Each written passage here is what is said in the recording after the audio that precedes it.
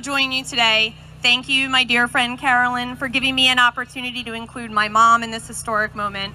I could think of no one better to channel the connection between mother and child than my friend Carolyn, who happens to be a doula.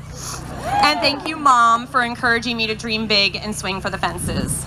Thank you to my son Lincoln and husband Jason for joining me here today and supporting me every day. And thank you too to the organizers for giving me this opportunity, and for Joe Grillo for connecting me to these amazing kick-ass women. And mostly, thank you to all of you for joining us, for elevating the public discourse about issues that matter, and for helping us write the first pages of this pivotal chapter in global history. Listening to my mom's remarks, it's overwhelming, really, because I was just following her example. When I was 6 years old, my parents gave me a mug that read on one side, "A woman's place is in the house," and on the other side it read, "Senate and Supreme Court." I've had this mug for over 30 years. That's actually the remark that's hitting me the most.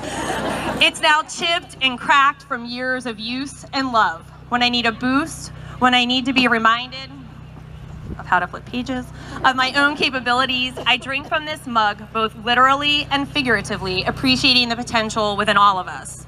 And that's why I'm here today, because this, for like so many of you, these events of our times, they impact me deeply. This is personal. I have friends that have made their home here. They are legal residents who have birthed their babies within our borders. They work here, they contribute to our economy and our community. Our children are best friends. They love this country. They believe in our potential and want to amplify their voice. They didn't come today out of fear. My parents, both managing serious and chronic health conditions, depend on the health benefits they receive through the Affordable Care Act.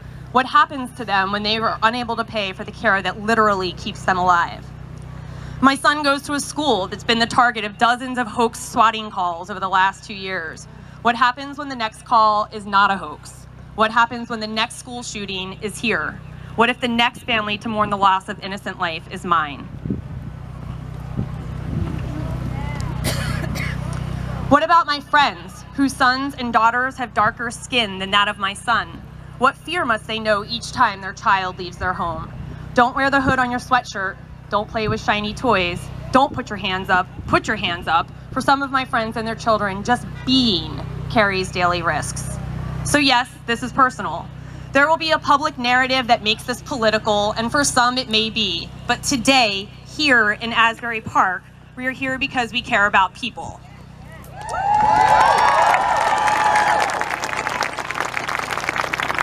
I'm fortunate that I've managed to create a life that seamlessly blends what I refer to as the 3 Ps, the personal, political, and professional. But at the foundation of all of it is my love for people. That's why we marched today. That's why I am doubling down on my commitment to use my voice, my privilege, and my position to create a better, more just society. For today is just the beginning of the revolution.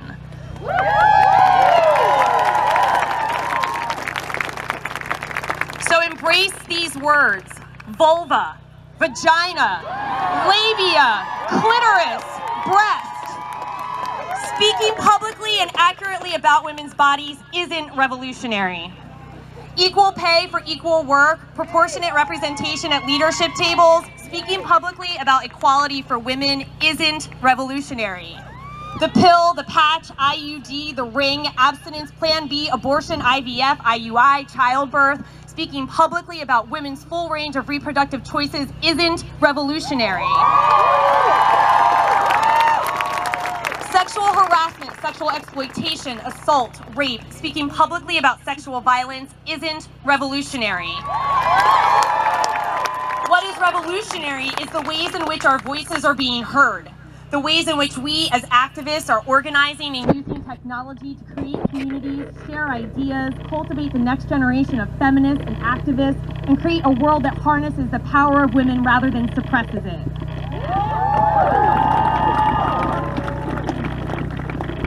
What is revolutionary is that while some members of the media and an abundance of elected officials and some prominent policymakers still struggle to facilitate meaningful discussion about sexual violence and the ways in which locker room talk perpetuates rape culture, We, through our organizing, our blogging, our posting and sharing, our marching, we have the opportunity to counter ignorance in real time, with facts, with statistics, with personal testimonies.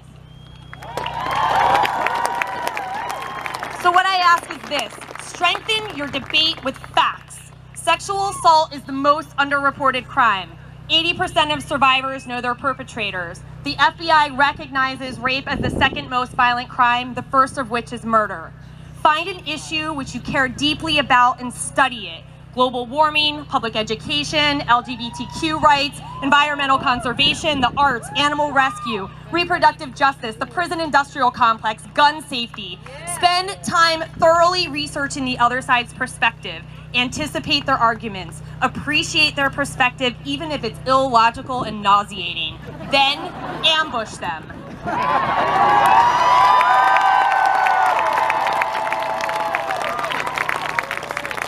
With respect and intelligence, with a voice that speaks truth to power, be transparent and be kind, but engage in the debate and stand by your factually supported position. And remember, this is a marathon, not a sprint. We will get pissed off, frustrated, and exhausted.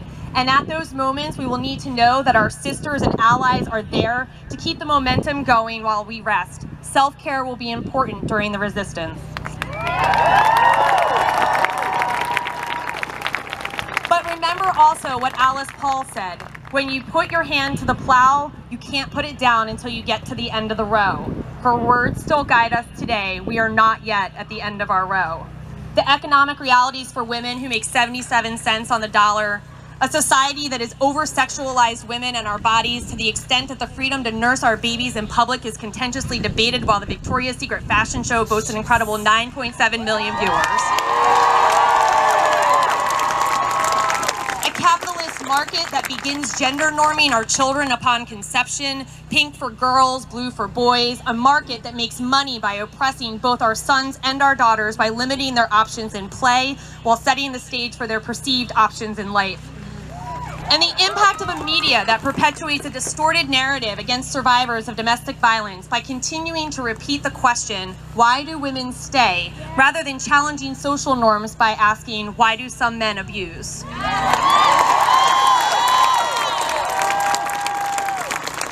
Our current political and social discourse would lead us to believe that we are more different than we are alike, but that is not true.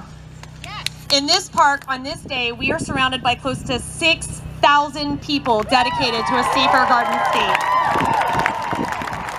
We are business owners, writers, lawyers, social workers, doctors, teachers, athletes, moms, aunts, cousins, sisters, daughters, wives, nesties, feminists, humanists, advocates. We are nonprofit executives, we are women, and we are fucking revolutionary.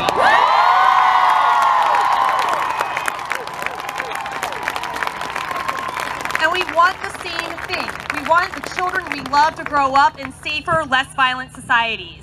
I believe we all want Brock Turner to serve more than 30 days in jail.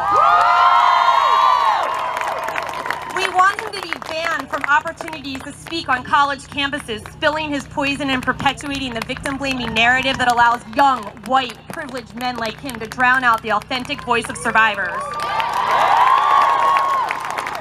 We want justice. But working towards a more just society requires that we commit to sifting through the thick, overwhelming weight of oppression.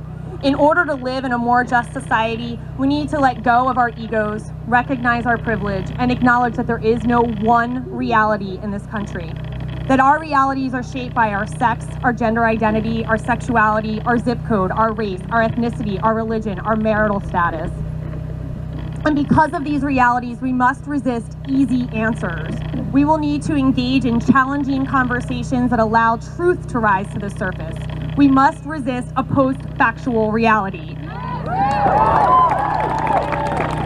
And we must hold our elected officials accountable. We must demand the truth even when it is hard to accept, even when it's unpopular.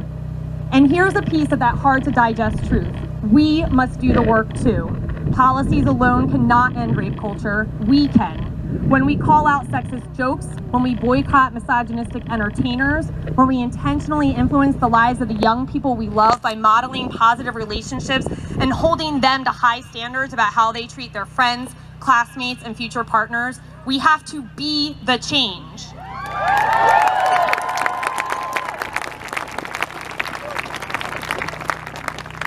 But I know that we can handle all this because we stand here today on the shoulders of greatness. Not just the high-profile historical leaders who have managed to slip onto the pages of the white heteronormative history books that grace the school shelves, but also on the shoulders of everyday women who nurtured the kind of people that would react to the current state of affairs by participating in a global movement such as the one we're participating in today. I know that we can do this because we have each other.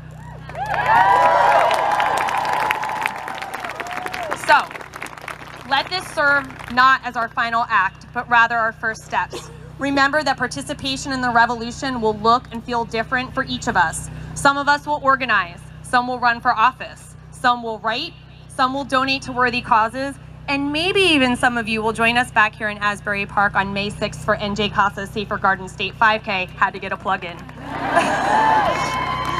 No matter what you do, do something. Stay engaged, do not despair. Remember the words of President Obama during his final White House press conference. The only thing that's the end of the world is the end of the world. We do need each other now more than ever. Thank you for being here today, and thank you in advance for all you're about to do.